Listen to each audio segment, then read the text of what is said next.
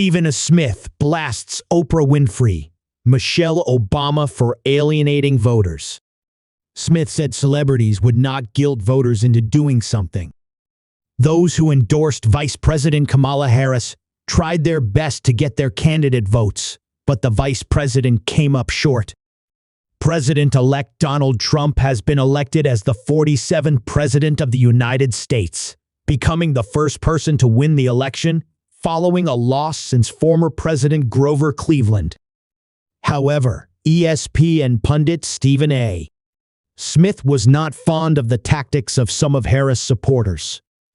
In the end, celebrities, who are worth hundreds of millions, if not billions, who most American citizens feel are incredibly detached from their way of life and their quality of life, were not going to get away and guilt them into doing something different than what their experience says is going on and what they should do about it, Smith said on a recent edition of his Stephen A.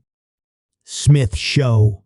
He then played a clip of Oprah Winfrey saying a victory for Trump could mean they would never vote again. This is the kind of stuff that alienates an electorate, alienates a voter, Smith said.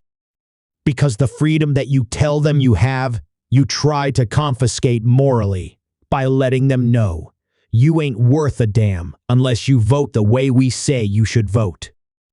Who's going to go for that in a general election?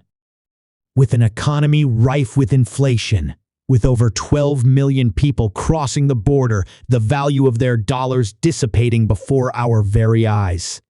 Smith then went against a clip of former First Lady Michelle Obama, saying black men voting for Trump was a vote against us. If we don't agree with you, we're against you. Smith questioned. How do you think the men felt about that? So we have to do what you tell us to do. Otherwise, we're anti-you. You thought that worked. Do y'all know anything about most men? You think that's going to work?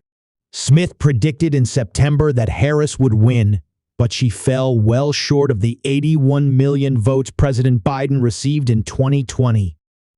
It is the first time Trump has won the popular vote in his 3 election cycles.